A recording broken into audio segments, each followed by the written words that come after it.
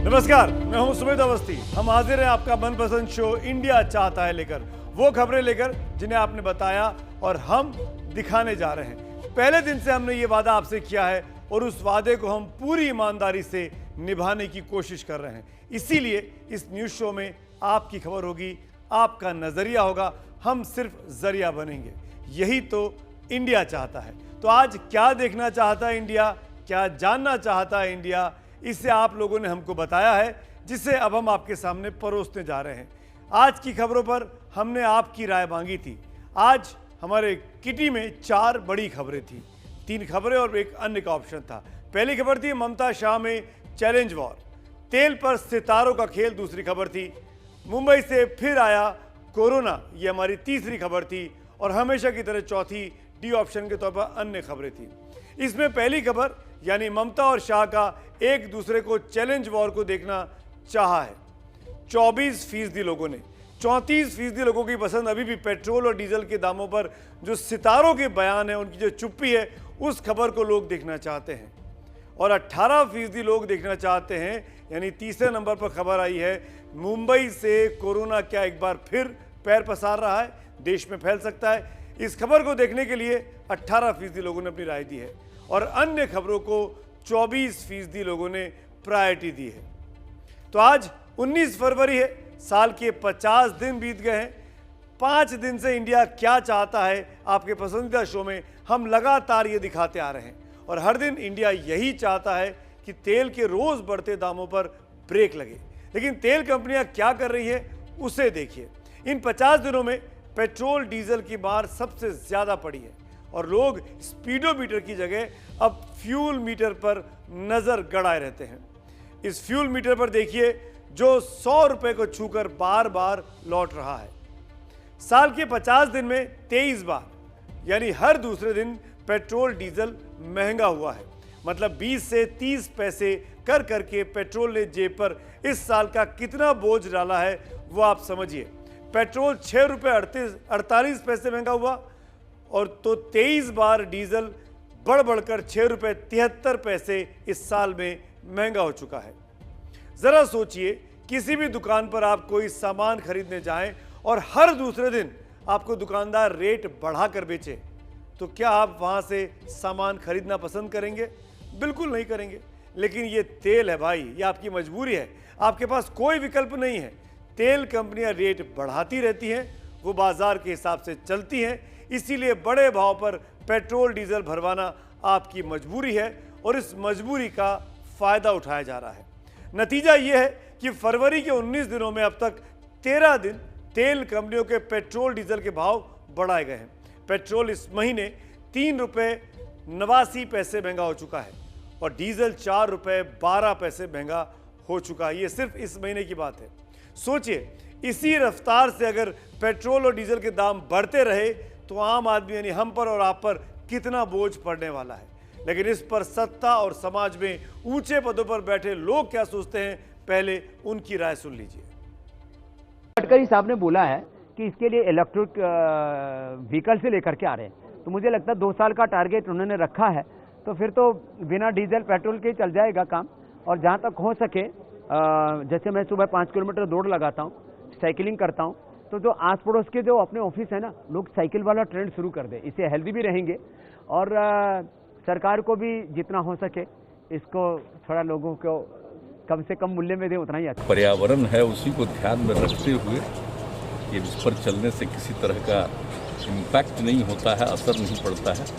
लेकिन डीजल हो या पेट्रोल हो, उसका वाहन चलता है तो कुछ न कुछ तो उसका होता ही है। दाम कम होने चाहिए ना सर।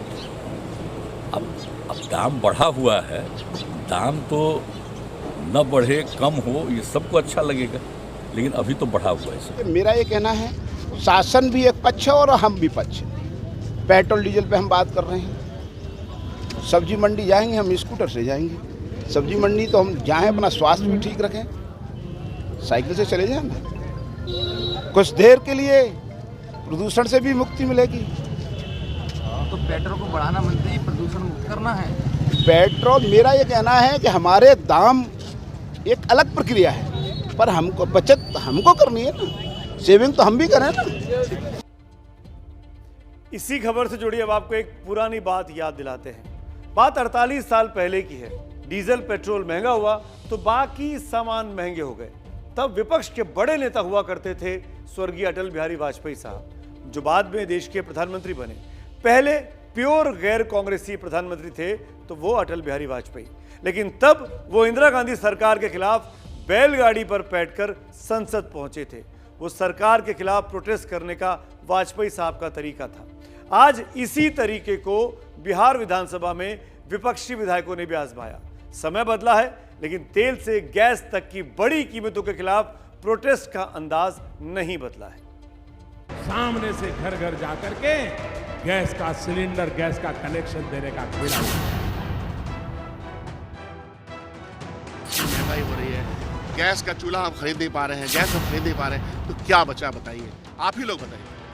जब आम आदमी तक रसोई गैस का सिलेंडर पहुंच गया, तब आप इस तस्वीर को देखकर सोच रहे होंगे कि ये खास आदमी हाथ में मिट्टी का चूल्हा और लकड़ी लेकर क्यों घूम रहे हैं। महंगाई हो रही है, गैस का चूल्हा हम खरीद नहीं पा रहे हैं, गैस हम खरीद नहीं पा रहे हैं, तो क्या बचा बताइए, आप ही लोग बताइए। ये शख्स बिहार विधानसभा में कांग्रेस के विधायक हैं। नाम है शकील अहमद खान।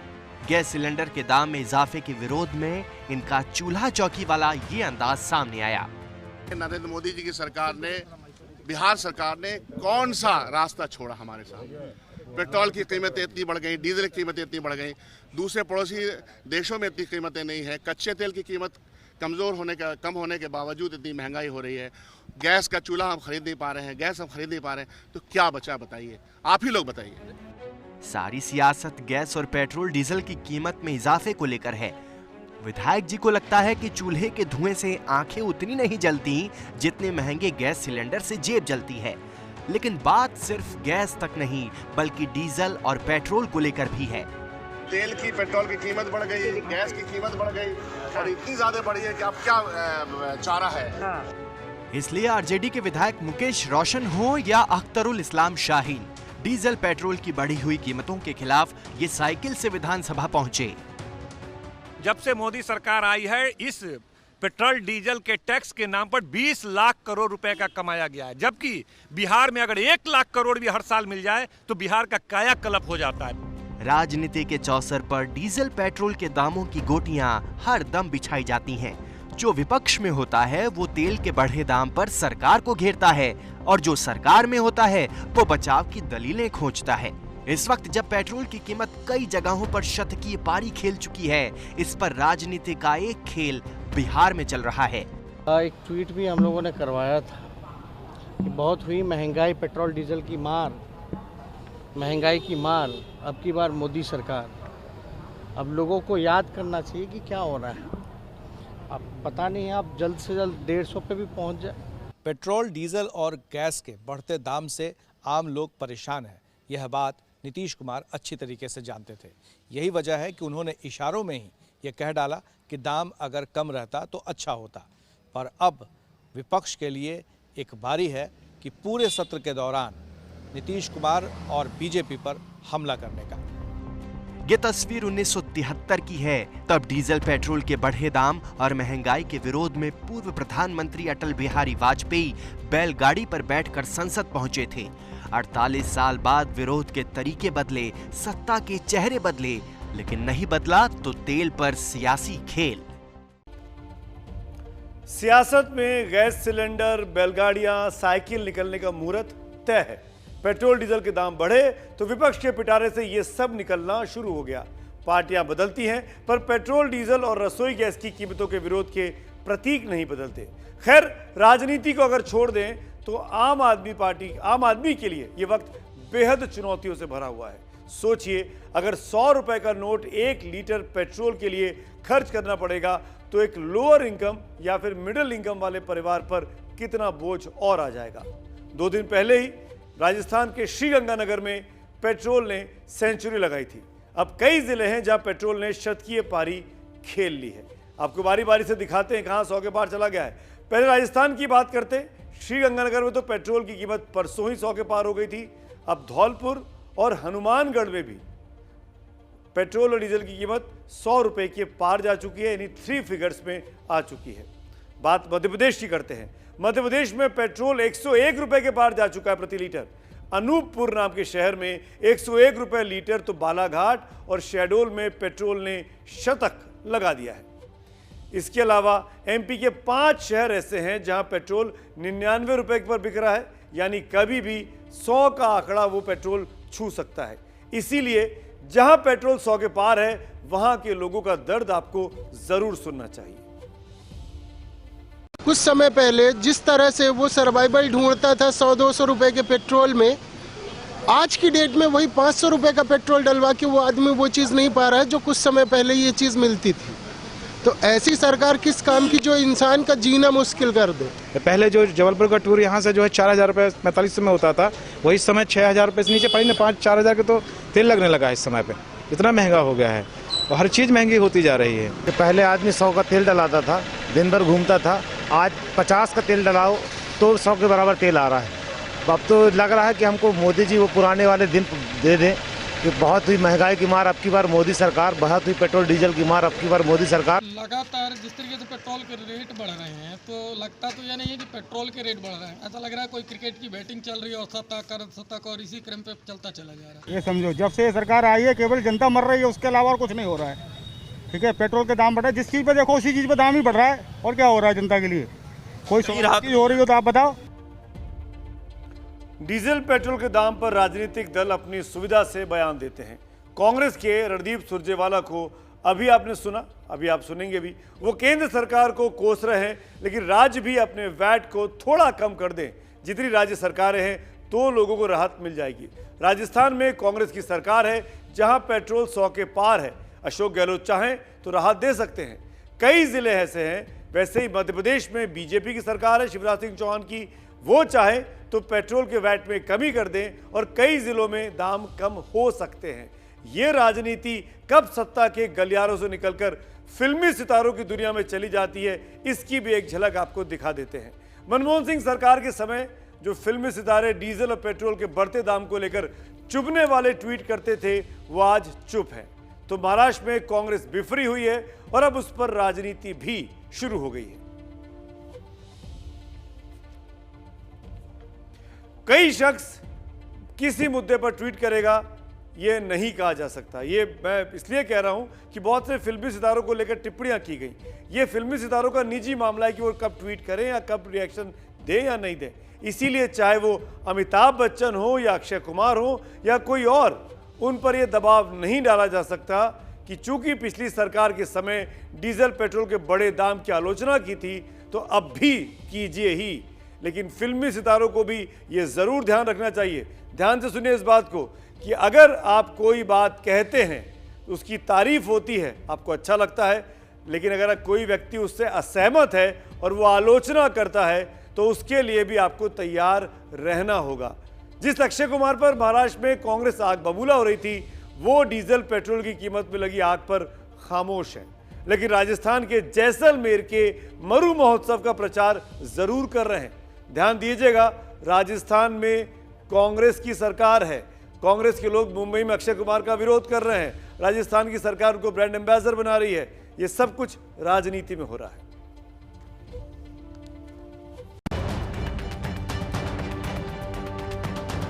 हम महाराष्ट्र में अमिताभ बच्चन का शूटिंग, अभी अक्षय कुमार की शूटिंग या उनके पिक्चर भी रिलीज नहीं होने देंगे। किसी का व्यक्तिगत मामला है, किसके साथ हो रहे, सरकार के साथ खड़ा रहे या विपक्ष के साथ खड़ा रहे, उनका अपना अधिकार है।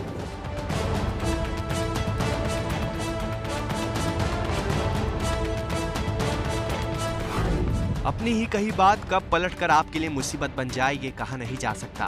देश में पेट्रोल के दाम रॉकेट की रफ्तार से बढ़ने लगे तो सोशल मीडिया पर इन सितारों के साल 2011 और 2012 के ट्वीट ट्रोल होने लगे।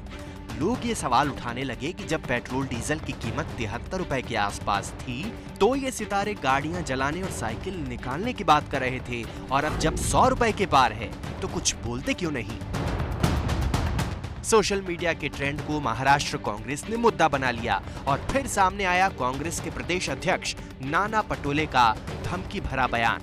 जब मनमोहन सिंह साहब की सरकार थी केंद्र में, तब अमिताभ बच्चन जी हो, अक्षय कुमार जी हो, ट्वीट के माध्यम से पेट्रोल और डीजल के बारे में वो लोग बताते थे कि 25 और 30 रुपए का पेट्रोल आज ये लोग महंगा बेच रहे हैं। अब अगर वो नहीं बोलेंगे या न्याय के विरोध में नहीं बोलेंगे तो हम महाराष्ट्र में अमिताभ बच्चन का शूटिंग, अभी अक्षय कुमार की शूटिंग या उनके पिक्चर भी रिलीज नहीं होने देंगे। ये भूमिका कांग्रेस लेंगी।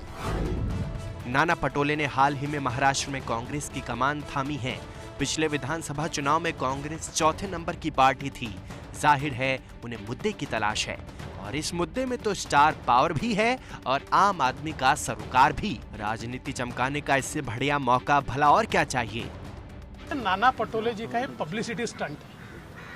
उनको ये पता है कि अमिताभ जी या अक्षय कुमार या सेलिब्रिटीज के ऊपर बोला तो दिन भर खबर चलती है, नए नए अध्यक्ष बने, उनको भी अपना नाम कमाना है, तो उनको लगता है कि चलो दिन भर की पब्लिसिटी इनके नाम से मिलती है। महाराष्ट्र में कांग्रेस अघाड़ी सरकार में साझेदार है, लेकिन सरकार में शामिल दोनों दलों ने शूटिंग और रिलीज रोकने वाले बयान से किनारा कर लिया है। हालांकि मुद्दा जनता से जुड़ा है, लिहाजा वो कांग्रेस को लीड नहीं लेने देना चाहते। लिहाजा तंज में ही सही फिल्मी सितारों को निशाने पर जरूर लिया। किसी का व्यक्तिगत मामला है, किसके साथ वो रहे, सरकार के साथ खड़ा रहे या विपक्ष के साथ खड़ा रहे, उनका अपना अधिकार है।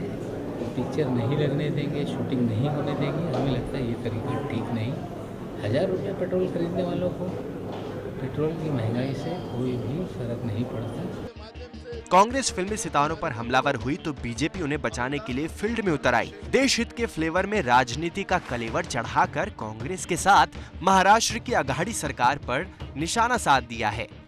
अब इन्होंने सीमाओं की हद पार कर दी। ये उन कलाकारों को रोकेंगे जो कलाकार मां भारती के साथ खड़े हैं। कांग्रेस के नेता कान खोल करके सुन लें, जो भी व्यक्ति या सम्मानित कलाकार देश के साथ खड़ा है उसके साथ समूचा देश खड़ा है। हालांकि पटोले के बयान पर सियासत तेज हुई तो वो पलट गए। उन्होंने सफाई दी कि उनका कहने का मकसद शूटिंग और रिलीज रोकने से नहीं था, बल्कि प्रदर्शन से था।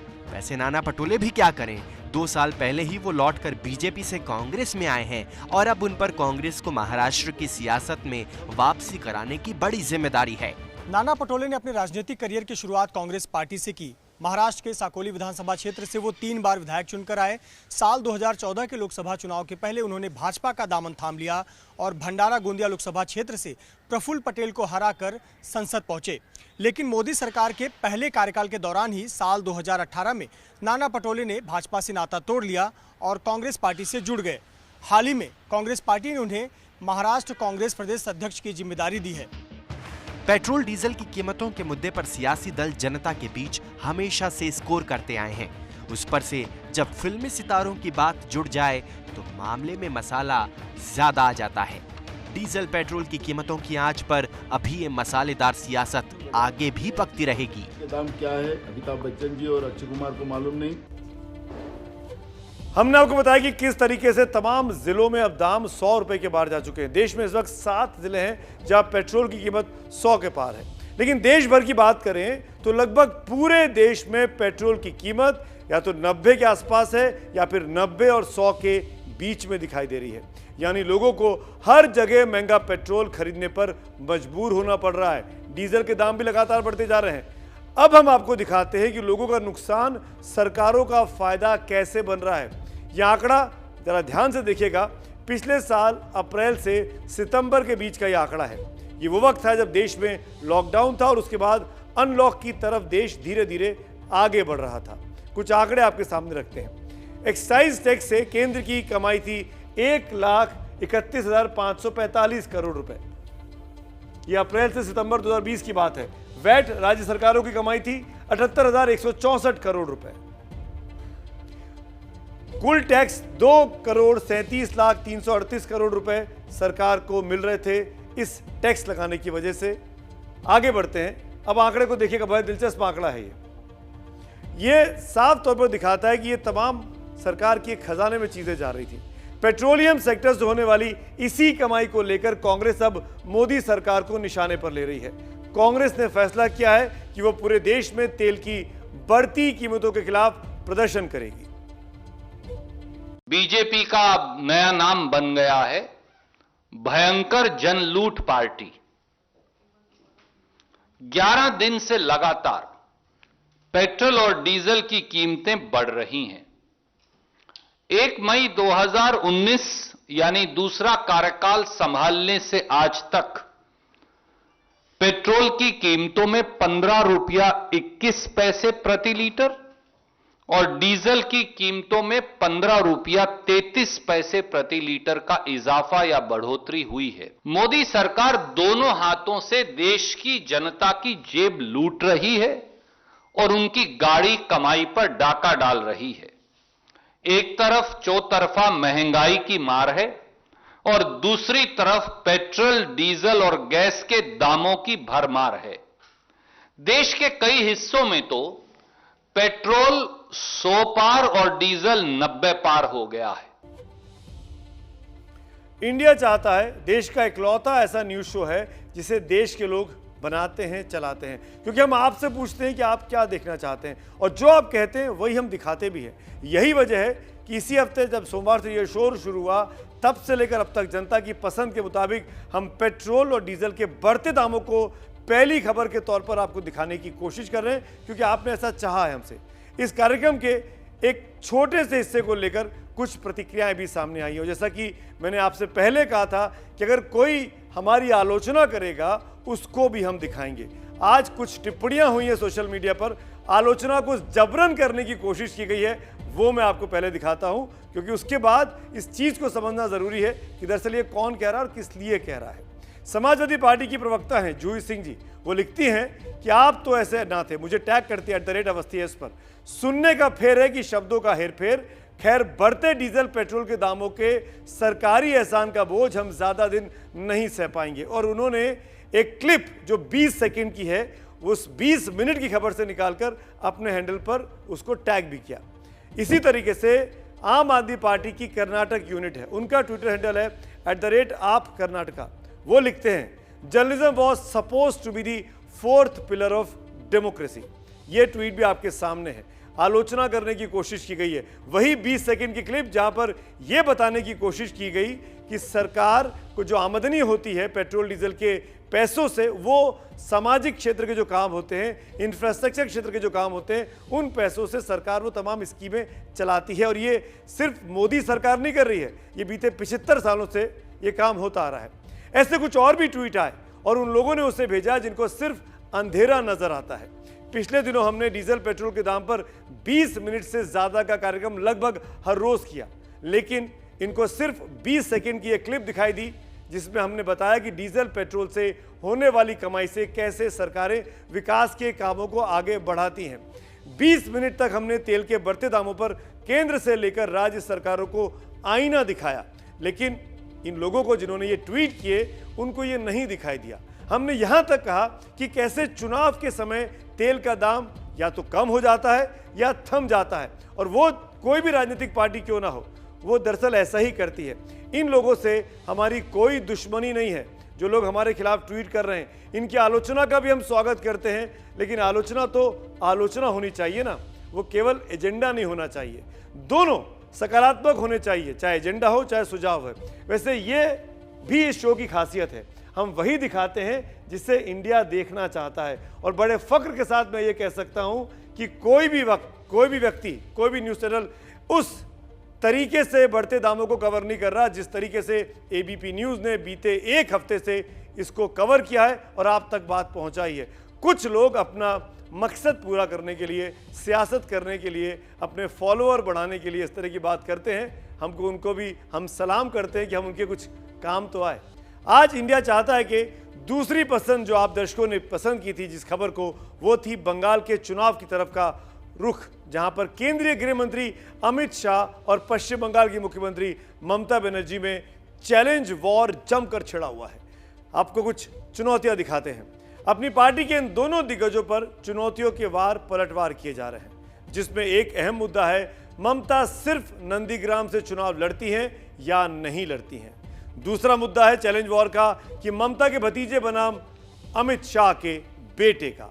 और तीसरा मुद्दा है जय श्री राम के नारे का। तो गृह मंत्री अमित शाह आज भी बंगाल में ही थे। उन्होंने कुछ चुनौतियां ममता बनर्जी की तरफ उछाली, तो उसके जवाब में अमित शाह के सामने कुछ चैलेंज ममता दीदी ने भी पेश कर दिए। अमित जी स्वागतम। टीएमसी का एक ही नारा है, भतीजा बढ़ाओ। भतीजे के कल्याण के अलावे टीएमसी के मन में और कोई कल्याण नहीं।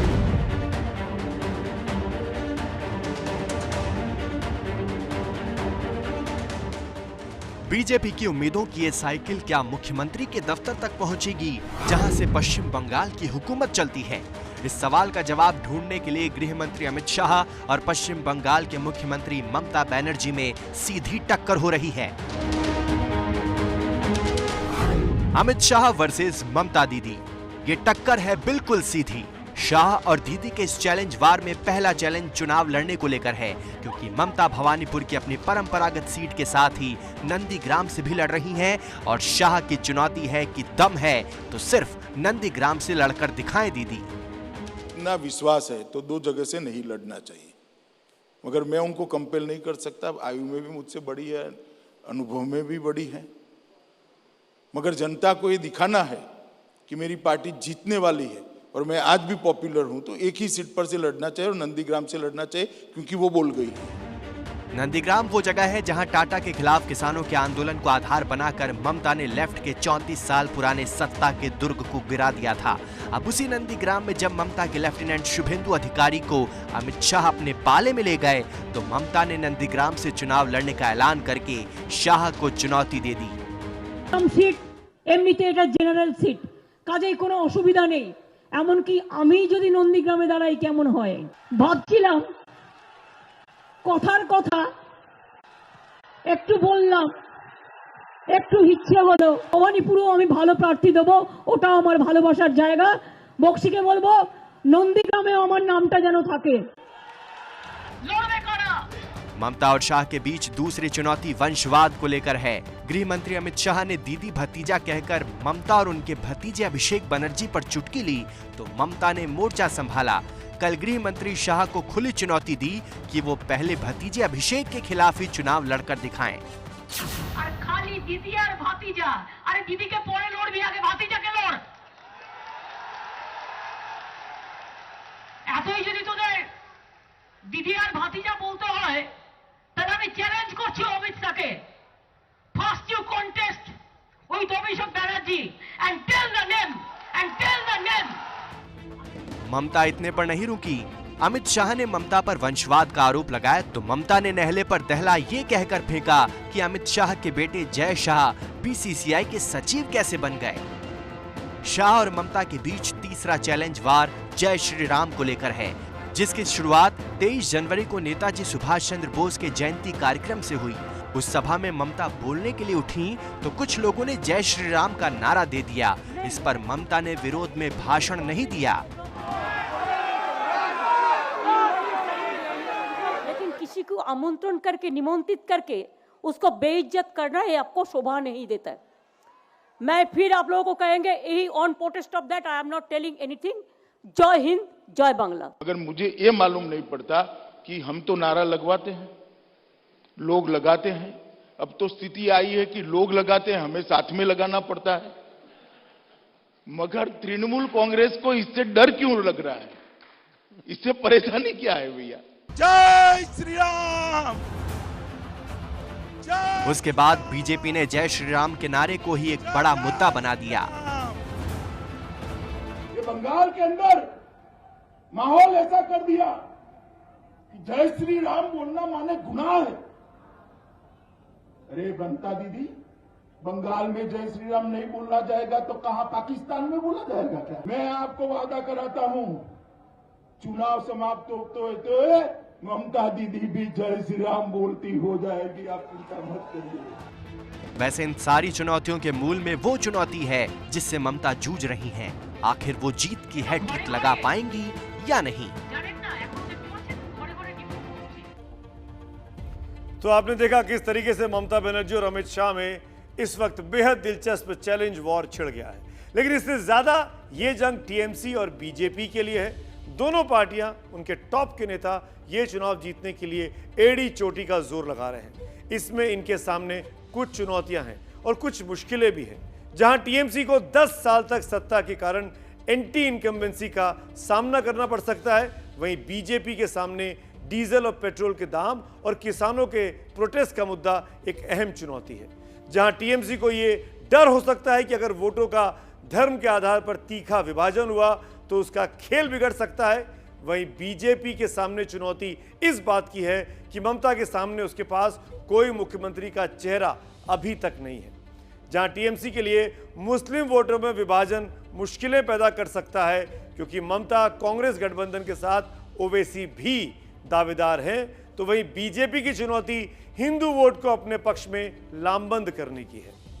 लेकिन इन चुनौतियों के पार गृह मंत्री अमित शाह कह रहे हैं कि वो 200 से ज्यादा सीटें जीतेंगे, तो ममता दीदी कह रही हैं कैसे कैसे कोई और जीत सकता है। टीएमसी प्राइमरी स्कूल है, बीजेपी हाई स्कूल है। यहाँ से शिक्षा लेता है, वहाँ जाके घुस जाता है, ये मेरा मानना है। हाँ। तो इसी हिसाब से मैं किसी के साथ में नहीं हूँ। मैं जो पिछड़ा हुआ आदमी है उसको उठाना चाहते हैं, तो अब हमने ऐलान किए जहाँ जहाँ हम कैंडिडेट खड़ा करेंगे उस जगह अगर कोई कैंडिडेट नहीं दिया तो बाकी जगह हम उसके साथ हेल्प करेंगे। इसी हिसाब से वाम कांग्रेस के साथ बात चल रही है। अगर हम जहां कैंडिडेट देंगे वाम कांग्रेस से जो पिछड़ गए उसके लिए 10 साल ही काफी है। मुझे तो लगता है कि हमें फायदा ही होगा अगर होता है तो। चिंता नहीं है, ऐसा नहीं है। हम बहुत चिंतित है अपप्रचार से। अब सालों से अपप्रचार चल रहा है, धीरे धीरे हम पर भी भरोसा करेंगे। और इंडिया चाहता है में अब बारी है तीसरी खबर की जो आपने पसंद की, और वो खबर थी मुंबई की। मुंबई में कोरोना के बढ़ते मामलों की ये खबर डराने वाली इसलिए है क्योंकि एक तरफ टीकाकरण लगातार बढ़ रहा है, 1 करोड़ लोग हिंदुस्तान में टीकाकरण हो चुका है, तो वहीं दूसरी तरफ अब मुंबई और मुंबई के आसपास के इलाकों में कोरोना के मरीज फिर बढ़ रहे हैं। इस आंकड़े को जरा ध्यान से देखिए। 18 फरवरी को 736 नए मामले सामने आए और 4 मौत हुई। 17 फरवरी को 721 नए मामले सामने आए थे और 3 मौतें हुई थी। 16 फरवरी को 461 नए मामले सामने आए थे और 3 ही मौतें हुई थी। उसके एक दिन पहले 15 फरवरी को 493 कोरोना केस आए और 3 मौतें हुई थी। जनवरी के महीने में ये केस 400 से नीचे हुआ करते थे, लेकिन आज ये आंकड़ा 736 तक पहुंच गया है। अब मुंबई में कुल कोरोना केस 3,16,487 हैं, जबकि पॉजिटिव केस बढ़कर 6,201 हो चुके हैं। मुंबई में कोरोना से मौत का आंकड़ा 11,430 तक पहुंच चुका है। इस बार 82% मरीजों में कोरोना के लक्षण नजर नहीं आ रहे। इस बार खास यह है कि 18% केस हाई राइजेस सोसाइटी में मिल रहे हैं। लगातार बढ़ते मामलों के बाद मुंबई में प्रशासन को एक्टिव होना पड़ा है। बीएमसी ने मुंबई में 4 हॉटस्पॉट इलाकों की जानकारी साझा की है। मुंबई वेस्ट वार्ड, आप देख सकते हैं मुंबई के 4 हॉटस्पॉट हैं। इस मैप में समझिए भारत का नक्शा, मुंबई का नक्शा, और इसमें 4 हॉटस्पॉट हैं। एक एक करके आपको दिखाते हैं। मुंबई वेस्ट वार्ड, ये हॉटस्पॉट बनाया गया है चेंबूर का। मुलुंड का इलाका टी वार्ड, इसको बनाया गया हॉटस्पॉट। अगला है बोरीवली का आर वार्ड और अंधेरी पूर्व जोगेश्वरी का के ईस्ट। ये 4 इलाकों को मुंबई में हॉटस्पॉट के तौर पर बनाया गया है। ये वो इलाके हैं जो इस वक्त हॉटस्पॉट घोषित कर दिए गए हैं। मुंबई प्रशासन ने नए सिरे से गाइडलाइंस भी जारी की है, जिसमें 5 केस मिलने पर इमारत सील करने की बात है। क्वारंटीन तोड़ने पर एफआईआर की कार्रवाई की जानी भी तय कर दी गई है। कुल मिलाकर दिख रहा है कि बीएमसी अब कोरोना की नई लहर को गंभीरता से ले रही है और हर कीमत पर कोरोना से लड़ती हुई दिखाई देना चाहती है। नोटिस मेरे ख्याल से सब बिल्डिंग्स को दे रहा है। हमारा बिल्डिंग में एक केस हुआ है, उसके लिए नहीं दिया है, मगर सबको दिया है। उसमें लिखा है मगर मतलब सोशल डिस्टेंसिंग करो, अभी वापस शुरू हो रहा है तो मास्क पहना दो लोग को, चेक करो, टेम्परेचर चेक करो, सैनिटाइजर रखो, ये सब लिखा है। और जिसको भी पॉजिटिव टेस्ट हुआ उनका फैमिली सब मेंबर्स को टेस्ट करना पड़ेगा। कोई भी पॉजिटिव निकला तो उनको इन्फॉर्म करना पड़ेगा। ये सब लिखा था उसमें। हमारे आयुक्त बलचल उन्होंने सबको गाइडलाइन दी है कि हर मंगल कार्यालय, हर थिएटर, हर नाटक थिएटर वगैरह जैसे है सब, रविंद्र नाट्य मंदिर है, ये बाकी तो सब में हमारे अभी लोग ध्यान दे के बात दिखेंगे कि कितने लोग अंदर है, वो गाइडलाइन फॉलो करते हैं कि नहीं। मार्केट है, रेलवे स्टेशन है, होटल्स है, आपका मैदान है, बगीचा है, सब में लोग जाके अभी उनको काउंटर करने वाले हैं, उनको बताने वाले कि मास्क लगाओ, सोशल डिस्टेंसिंग यूज करो, नहीं तो मुंबई के लोग, महाराष्ट्र की जनता तय करेगी लॉकडाउन में जाना है कि नहीं जाना है। मुंबई में कोरोना का खतरा बढ़ रहा है, इसलिए बीएमसी एक्शन लेती हुई दिखाई देती है, लेकिन कोरोना तो पूरे महाराष्ट्र में बढ़ रहा है और बढ़ते केसों के साथ फिर से लॉकडाउन के लौटने का खतरा भी इस पूरे राज्य में अब मंडराने लगा है। पिछले 3 दिन के महाराष्ट्र के आंकड़े अब आपको दिखाते हैं। 18 फरवरी 5427 कोरोना केस सामने आए, जबकि मौत हुई 38 की, माफ करिएगा। 17 फरवरी 4787 केस सामने आए और 39 मौत हुई। 16 फरवरी को 3663 कोरोना केस सामने आए और मौत हुई 39 की। लेकिन एक हफ्ते पहले 11 फरवरी को सिर्फ 3297 केस थे और मौत का आंकड़ा 25 के आसपास था। यानी महाराष्ट्र में न सिर्फ केस बढ़ रहे हैं बल्कि कोरोना लोगों की जान भी ले रहा है। महाराष्ट्र के 8 जिले ऐसे हैं जहां कोरोना बीते 3-4 दिनों में बहुत तेजी से बढ़ा है। ये जिले कौन से हैं, जब आपको महाराष्ट्र के नक्शे पे एक बार दिखा देते हैं। भारत के नक्शे पे महाराष्ट्र को आप देख पा रहे हैं। 75 दिन के बाद महाराष्ट्र में 5000 केस हुए। महाराष्ट्र के 8 जिलों में कोरोना केस बढ़े हैं। ये जिले हैं पुणे, नासिक, नागपुर, वर्धा, अमरावती, बुल्ढाना, अकोला, यवतमाल। इन इलाकों में लगातार कोरोना के केस महाराष्ट्र में बढ़ते जा रहे हैं और ये वाकई में एक बड़ी चिंता की बात है।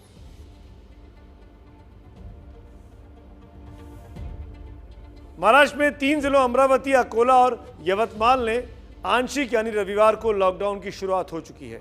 ये पूरी कोशिश है कोरोना को समय रहते कंट्रोल करने की, क्योंकि मामला इससे आगे बढ़ा तो फिर से लॉकडाउन की नौबत आ सकती है, जैसा हमने दुनिया के दूसरे देशों में भी देखा है। इसीलिए इस बढ़ते मामले से पूरे देश में चिंता है, क्योंकि मुंबई, पुणे और नासिक ऐसे शहर हैं यहाँ से बहुत से लोग आते जाते हैं और अगर वहाँ केस बढ़ते हैं तो ये बीमारी एक बार फिर पूरे देश में पैर पसार सकती है। यह है मुंबई की वो तस्वीरें जो सिर्फ महाराष्ट्र की नहीं बल्कि देश की चिंता बढ़ा रही हैं। कोरोना केसों के बढ़ते मामलों के बाद भी लापरवाही। नतीजा, लंबे वक्त तक देश की कोरोना कैपिटल रही मुंबई में फिर से कोरोना पैर पसार रहा है। रोजाना कोरोना के केस बढ़ रहे हैं और साथ ही बढ़ रहे हैं कंटेनमेंट जोन। ऐसे में सोसाइटियों और रिहायशी इमारतों को नोटिस सौंपे जा रहे हैं, लोगों के चालान काटे जा रहे हैं।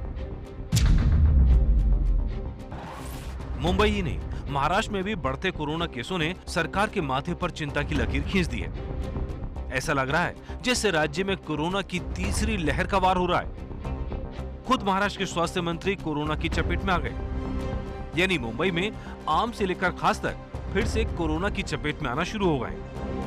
लेकिन ऐसा सिर्फ महाराष्ट्र के साथ नहीं हो रहा। पिछले दिनों में गुजरात, केरल और हरियाणा में कोरोना का ग्राफ गिरने के बाद तेजी से उठा है। ऐसे में डरिए कहीं ये ट्रेंड देश के बाकी हिस्सों में भी नजर न आए। इंदौर में कल 89 केस आए हैं पॉजिटिव। भोपाल में भी संख्या बढ़ी है और हमने गहराई से समीक्षा करना फिर प्रारंभ की है और प्रदेशवासियों के सहयोग से मुझे विश्वास है कि हम कोरोना को फैलने नहीं देंगे, रोकेंगे। भोपाल में भी देश के दूसरे हिस्सों की तरह वैक्सीनेशन ड्राइव शुरू हो चुकी है। देश के 1 करोड़ लोगों को कोरोना की वैक्सीन लगाई जा चुकी है। सबसे तेज 1 करोड़ कोरोना वैक्सीन लगाने के मामले में भारत दुनिया का दूसरा देश बन गया है। लेकिन मुंबई के आंकड़े देश के लिए चिंता पैदा कर रहे हैं। मुंबई में 16 जनवरी से कोरोना वैक्सीनेशन शुरू हुई थी। 16 जनवरी को केस आ रहे थे 571। 18 फरवरी तक 1,35,000 लोगों को वैक्सीन लगी। 18 फरवरी को केस आए 736। यानी इस दौरान कोरोना केस घटने की बजाय बढ़ गए। इसकी एक बड़ी वजह लोकल ट्रेन का चलना और प्रतिबंधों का हटना है। लेकिन 1 फरवरी से तो सारे देश में बड़े पैमाने पर अनलॉक हुआ है। तो क्या इन आंकड़ों से देश को सावधान रहना चाहिए? जवाब है हाँ। दरअसल मुंबई में कोरोना के कम होते ही बड़े पैमाने पर लापरवाही दिखाई दी। खुद बीएमसी की मेयर किशोरी पेडनेकर दौरे पर निकली और जगह जगह बिना मास्क लगाए लोग नजर आए। मार्केट से लेकर स्टेशन तक लोग मास्क नीचे किए हुए थे, तो उन्होंने लोगों को मास्क पहनने के लिए समझाया। एबीपी न्यूज की टीम ने जब लोकल ट्रेन का जायजा लिया तो यहाँ भी वही हाल नजर आया। ना तो मास्क का ख्याल था और न ही सोशल डिस्टेंसिंग का। यानी कोरोना गया नहीं और हमने कोरोना से लड़ने के हथियार नीचे कर दिए। देश के कई हिस्सों में यही देखा जा रहा है और यही है खतरे की घंटी। मुंबई की जुहू चौपाटी पे इस समय हम मौजूद हैं, जहां पर लोगों की जमा होने वाली भीड़ के लिए बीएमसी ने अतिरिक्त मार्शल्स की जो टीम है उसे तैनात कर दी है। ये 50 लोगों की जो टीम है आपको नजर आएगी और इन सभी को अभी साफ तौर पर निर्देश दिए गए हैं कि जिस तरीके से इन खुली जगहों पर जो लोग इकट्ठा हो रहे हैं, लोगों की भीड़ इकट्ठा हो रही है, बेवजह लोग घूमने के लिए बाहर निकल रहे हैं, उन पर निगरानी रखें। अगर जो ऐसे में वो मास्क नहीं लगाते हैं तो उनके खिलाफ सख्त कार्रवाई करें। और देश ने साल भर तक कोरोना से लड़ने की हिम्मत और सावधानी दिखाई है और यही सावधानी आगे भी जारी रहनी चाहिए। दरअसल सवाल यह है कि ऐसी नौबत आखिर क्यों आ गई, आखिर क्यों मुंबई में केस बढ़ने लगे, आखिर क्यों महाराष्ट्र में केस बढ़ने लगे। हमने कारणों की पड़ताल की तो समझ में आया। इन ग्राफिक्स को जरा ध्यान से देखिए। मुंबई में लोकल ट्रेन की शुरुआत हुई, लेकिन ट्रेन में आपको इस पे दिखाते हैं एलईडी पर, लोकल ट्रेन में सोशल डिस्टेंसिंग का बिल्कुल ख्याल नहीं रखा जा रहा है। हमारी रिपोर्टर रेणु ने जाके खुद ऑब्जर्व किया। विदर्भ मराठवाड़ा में पंचायत चुनावों में नियमों का पालन बिल्कुल नहीं हुआ। इसी तरीके से शादी समारोह में सोशल डिस्टेंसिंग का पालन नहीं किया जा रहा है। शिकायत हमको पूरे महाराष्ट्र से मिल रही है। हमारे रिपोर्टर्स बता रहे हैं लोगों ने मास्क पहनने के निर्देशों का भी पालन नहीं किया है और ये तमाम चीजें इशारा करती हैं सरकार ने नियमों का पालन करवाने में ढील बरत दी है। सरकारी सिस्टम ढीला हुआ तो सब लोग ढीले पड़ गए। महाराष्ट्र में टेस्टिंग में कर्नाटक, बिहार, यूपी और तमिलनाडु से पीछे भी महाराष्ट्र छूट गया है और ये बहुत बड़ी वजह है कि धीरे धीरे अब केस बढ़ते जा रहे हैं और हालात कहीं काबू से बाहर ना हो जाएं। इसीलिए आपको सचेत करने के लिए हम ये तफसील से पूरी रिपोर्ट दिखा रहे हैं। अब जब केस बढ़ने लगे तो सरकार और प्रशासन सख्ती में नजर आ रहा है। कहीं लॉकडाउन की बात हो रही है तो कहीं जुर्माना लगाया जा रहा है। हमारी संवाददाता रेणु चौधरी ने मुंबई में जब जायजा लिया तो नजर आया कि जगह जगह मार्शल तो तैनात है, चालान काटा जा रहा है, नियम तोड़ने वालों पर कार्रवाई भी शुरू कर दी गई है। हर एक स्पॉट पे जो है मेन चौपाटी पे है, जैसे बिरला लेन है, नोवाटेल है, गोदरेज है, उधर आदमी 5-5, 6-6 ऐसा डिस्ट्रीब्यूट किया जाता है। यहाँ से गोदरेज से लेके अप टू जू कोलीवाड़ा तक ये स्प्रेड किए हुए हैं। ज़्यादातर मेन चौपाटी पे ज़्यादा ध्यान दिया जाता है। मार्शल के भी इंचार्ज है, उनको भी बता दिया गया है हमारे ऑफिसर्स ने, मेरे जो अधिकारी है उन्होंने, और हम भी बता देते हैं। मैडम इतनी भीड़ हो गई है कि हमें भी कंट्रोल करना बहुत मुश्किल हो रहा है और अभी इनको अभी जैसा कि अभी आप देख रहे हैं इनको अवेयरनेस की बात है, उनको मास्क लगाना, उनको खुद ही सोचना चाहिए कि हमें मास्क लगाना है। अभी हम उनको फाइन कर दे तो वो हमें बताते हैं कि आप हमको फाइन कर रहे हैं, हमें मीन्स मतलब चालान काट रहे हैं, कुछ मतलब नहीं है कुछ चीज़ों का, उनको कोरोना का भी इनका डर नहीं है। पर ये ऐसा होना चाहिए कि मैडम इनको ऐसा बताना चाहिए कि कोरोना है, अभी तक वहाँ पे कोरोना का कुछ खत्म नहीं हुआ। वैक्सीनेशन 1 करोड़ लोगों का हिंदुस्तान में हो गया है, रिकॉर्ड बन गया है, लेकिन कोरोना की खबर भी लगातार आती जा रही है। तमाम डराने वाली खबरों के बीच एक अच्छी खबर भी आपको बता देते हैं। बाबा रामदेव ने दावा किया है कि उनकी कोरोनिल दवा को आयुष मंत्रालय की मंजूरी मिल गई है, यानी दवा का इस्तेमाल कोरोना के खिलाफ किया जा सकेगा। हालांकि बाबा रामदेव ने यह भी साफ कर दिया कि वो वैक्सीन के खिलाफ नहीं है, लेकिन लोगों को भी आयुर्वेद को वैज्ञानिक नजरिए से देखना शुरू कर देना चाहिए। हाँ, कोरोना की पहली दुनिया की दवाई। Vaccine is not a medication, vaccine is prevention. हमने प्रिवेंशन और उसके साथ में उसका ट्रीटमेंट और कोरोना के आफ्टर इफेक्ट, जिसको लॉन्ग कोरोना कहते हैं, कि उससे भी लड़ने के लिए हमने ये कोरोनिल बनाई। उसको पूरा अब सर्टिफाई कर दिया है गवर्नमेंट के एजेंसियों से लेकर के, और जो है DCGI से लेकर के, WHO से लेकर के, अब ऐसी मोहरें लगा दी हैं, जो विदेशी कंपनियों के जो मोहरे और चेहरे थे, जो पूरा ड्रग माफिया था, जो भारत विरोधी सोच रखता है बात बात में, वो सारा मेडिकल माफिया, पूरा मेडिकल टेररिज्म, मेडिकल अनार्की फैलाने वाले वो ड्रग माफिया आज सब बेनकाब हो गए हैं। और ये एक संत की, एक सन्यासी की और सत्य की, काली योग आयुर्वेद की, भारत की विजय की बात नहीं, ये मानवता की बहुत बड़ी सेवा की बात है। क्योंकि हमने देश को और दुनिया को बाजार नहीं माना, उसको परिवार माना और उपचार और उपकार की भावनाओं से ये दवा बनाई और आज लाखों लोग उससे ठीक हो चुके हैं। ये जो पूरा कालखंड गुजरा है पिछले 8-9 महीने का, इस दरमियान लाखों लोग ठीक हो चुके हैं। अभी डेटाबेस की बात करें तो किसी भी वैक्सीन वाले से ज्यादा डेटाबेस हमारे पास में है। केरल में चुनाव बहुत करीब हैं और चुनाव से ठीक पहले राज्य में अपनी जड़ें जमाने की कोशिश में जुटी भारतीय जनता पार्टी ने एक बहुत बड़ा दांव खेला है। 21 फरवरी को मेट्रोमैन के नाम से मशहूर ई श्रीधरन भारतीय जनता पार्टी की सदस्यता ग्रहण करने वाले हैं। हालांकि अभी यह तय नहीं है कि श्रीधरन चुनाव लड़ेंगे या नहीं, लेकिन बीजेपी को एक बड़ा चेहरा राज्य में जरूर मिल जाएगा।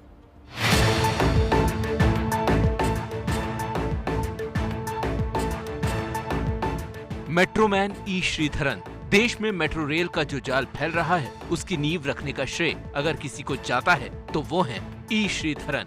देश के विकास की कई योजनाओं में अपना योगदान देने के बाद 88 साल की उम्र में श्रीधरन दूसरी पारी शुरू करने जा रहे हैं। जी हाँ, ई श्रीधरन अब नेता बनने की तैयारी कर रहे हैं। केरल में इस साल विधानसभा चुनाव होने हैं और उससे पहले श्रीधरन बीजेपी ज्वाइन करने वाले हैं। 21 फरवरी को वो पार्टी की सदस्यता लेंगे। बीजेपी इस दिन केरल में विजय यात्रा शुरू करेगी। यूपी के सीएम योगी आदित्यनाथ की मौजूदगी में श्रीधरन को सदस्यता दिलाई जाएगी। केरल में बीजेपी अपनी जमीन तैयार करने की कोशिश में है। ऐसे में श्रीधरन जैसे बड़े चेहरे का पार्टी से जुड़ना राज्य में उसकी संभावनाओं को मजबूत करेगा। 75 साल से बड़े लोग जो है वो बीजेपी में मार्गदर्शक मंडल में जा रहे हैं। 88 साल के श्रीधरन साहब क्या करेंगे, अभी पार्टी इसका खुलासा करेगी। और अब रोज की तरह सोशल मीडिया पर आज भी मेरे दिन की शुरुआत एक शब्द के साथ हुई और वो आज का शब्द था जिंदगी। इस शब्द पर कई लोगों ने अपनी भावनाएं हमको जाहिर की हैं। संध्या चौधरी लिखती हैं, जिंदगी एक पहेली है, इसे सुलझाने के प्रयास में अपना कीमती वक्त गंवाने की बजाय मुस्कुराते हुए औरों को साथ लेते हुए सफर तय करें। बहुत ही अच्छा सुझाव है। देवेंद्र बर्गे साहब एक बहुत पुराना शेर अपनी बात के साथ जोड़ते हुए लिखते हैं, जिंदगी जिंदा दिली का नाम है, मुर्दा दिल क्या खाक जिया करते हैं, जीवन है तो आनंद है।